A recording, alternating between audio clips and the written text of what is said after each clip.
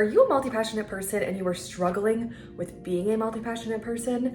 You are not alone. So in this video, we're going to talk about 5 steps to change your life as a multi-passionate person. Because I get it. I have 107 ideas on the go at all times. At least that is what it feels like. I am a content creator. I have a 9-to-5. I also have like a bunch of hobbies. And then you throw in the girl boss babe Kool-Aid that I drank in 2016, and I've decided to monetize absolutely every hobby that has ever fallen on my FYP.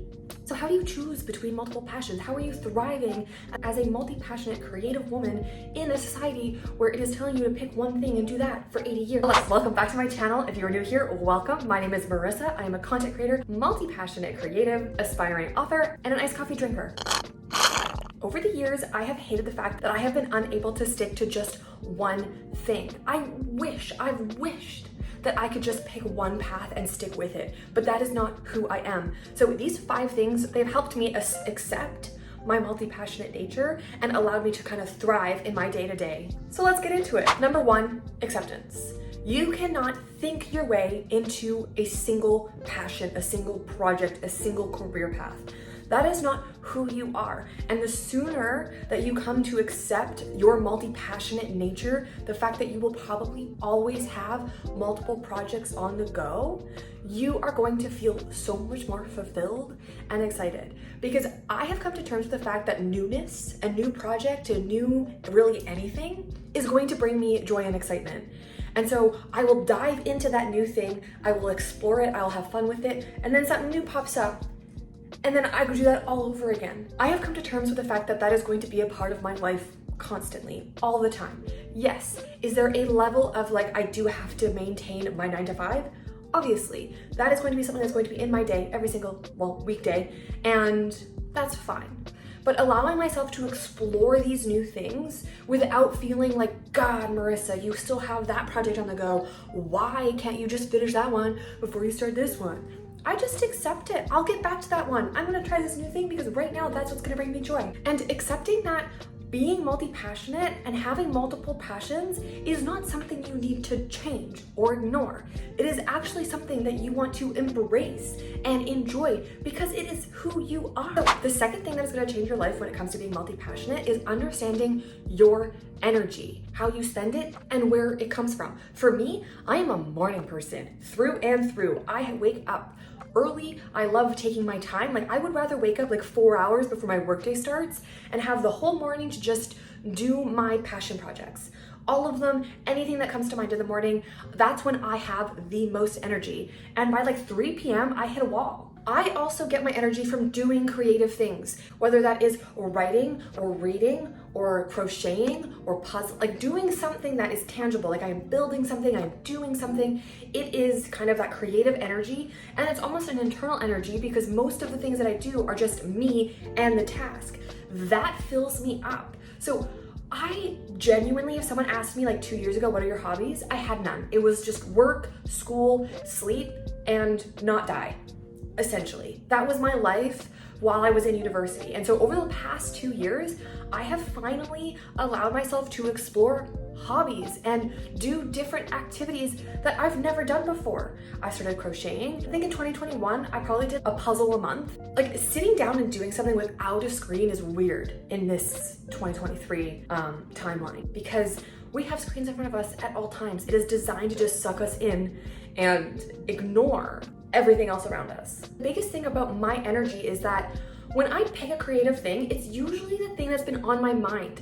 And I've had to shut this part of my brain off and accept my multi-passionate nature, because if I see something where it's like, try to make this craft or try to crochet this thing, and then my brain is like, you can't do it. You can't do it until you finish all these. You have to finish this list before you do that. My brain will then think about this new thing 100% of the time.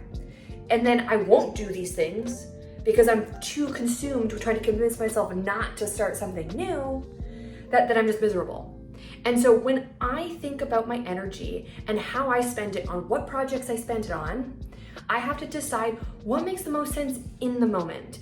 I'm not talking about if I did one thing for 17 years, will I accomplish X, Y, Z? I'm talking about right now in this minute. What do I want to do?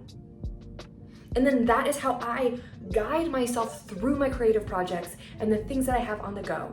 And yes, this is based on hobbies and your business ideas, and obviously there are things that have to get done. So I'm a content creator. I want to post on all my social media channels. I have to have my content done. I can't be like, hey, I'm gonna ignore my business completely and go jump on this new idea. I do have a level of like things that have to be done, and then when those things are done, I have time to explore my creative projects, whatever they are. There's a balance. Number 3, slowing down. Okay, we live in a day and age where it's make 10K, 30 days. We are a very like instantaneous society right now where people want things immediately. Like think about shipping. They get next day delivery or sometimes same day delivery. You have to wait a week for a product. You're like, oh, a whole week? We're so impatient. Slowing down as a multi-passionate creative will help you find joy in the process, because that is all this is. Life is a process. It's just idea after idea after idea until we die. Kind of morbid, but whatever. All your projects are going to take time. Why? Because your energy is being spent in multiple different channels, compared to the person who can pick one passion project and that is going to be their whole identity, their entire life, and they're going to do that for 10 years. That person is going to progress much faster than you, who is spending energy on 6 different projects. Those projects are going to incrementally move forward, and it's going to be a slower process. Number 4, focus on your progress, not perfection. Now, my perfectionist little heart struggles with this one. I am somebody who is like, we're gonna do this for the next 60 days. If we don't do it, we fail and we'll never do it again. I have an all or nothing mentality, and that doesn't really work as a multi-passionate person, and it's something that I have struggled with so hard. And I am slowly getting better at it. I definitely have like started things, fallen off, gone back on, but that fall off like window where I fall off, I don't do it, and I hop back on, and then I start continuing that habit or that project is shrinking. So instead of it being like a year of not doing something, it's a couple weeks. That's progress to me. Being multi-passionate means you're going to have multiple projects that are progressing slowly, but that progress is still happening every time you pick up that crochet project, every time you write that novel, every time you get out for a run, because these projects are always going to be here. Whether you finish it in an hour or you finish it in 3 months, you still get to do that project. That's pretty cool. And an example for me is crocheting. So I started crocheting like last year, November. I got my first crochet hook and batch of yarn for my birthday present. And I've only crocheted 2 projects because I do like 1 row every other day. I am slow at it, but that's because I'm not good at it, so I don't do it very fast. And then by the time I get to the end of a row, I'm like, meh, I want to move on. I know that if I do 1 crochet, 1 row of my project a day, I'll get it done eventually.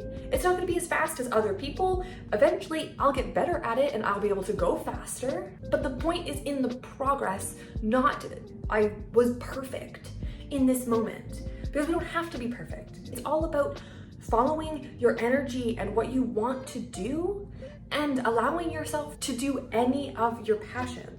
And number 5, self-discipline. Showing up for yourself and sticking to the promises that you've made yourself. The frustration you have over being multi-passionate is because you're trying to force yourself to be single passionate. You just want to pick one thing. Like, why can't I just stick with this one thing and finish it till it's completely done?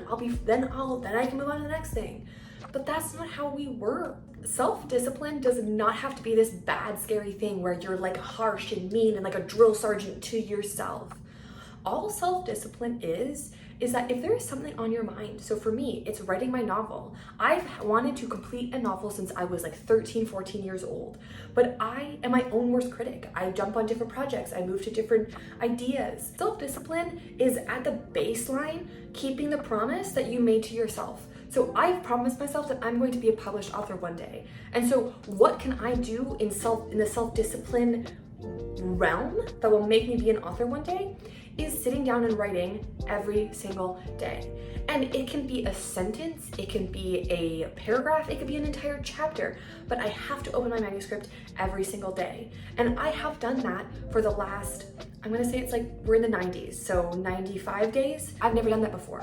That is a huge accomplishment for me and how I have prioritized my energy on that one project. And this didn't happen overnight, so I built up that habit. And doing this, starting off super small and slowly building up this habit, as one, made me slow down. I can't accomplish my goal of being an author without writing a novel. And so me ignoring writing altogether is not helping me whatsoever.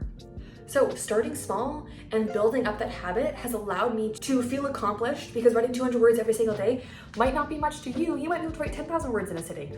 Not this person, not me. I can't do that. I have to write small, little itty bitty bits until I build up to my word count goal of 100,000 words. You can use self-discipline on any of your projects. If you want to finish a crochet project, ask yourself, okay, how much energy can I spend on this? If it was just one row like me, if it's watching a 30-minute TV show while you crochet, if it's having a YouTube video on while you crochet, amazing. That's gonna be your goal. The main thing is to figure out what you want, and any of your projects, all of your projects, figure out what the end goal is, break it down into smaller itty bitty bits, and that's all you have to focus on, that small itty bitty item. You don't have to focus on the big massive project, the big overwhelming thing. Just focus on the small element that you can implement throughout your day, your week, your month, and start seeing how allowing yourself to just go with the flow, allowing yourself to accept your multi-passionate nature is going to help you thrive. That is everything I have for you in this video. If you are a multi-passionate person, drop a like, subscribe to my channel so you don't miss anything at all, and I will see you guys in the next video. Bye. Being multi-passionate doesn't mean that you need to have 17 different Instagram accounts for all of your hobbies and passions. You can have one Instagram account and be a multi-passionate person.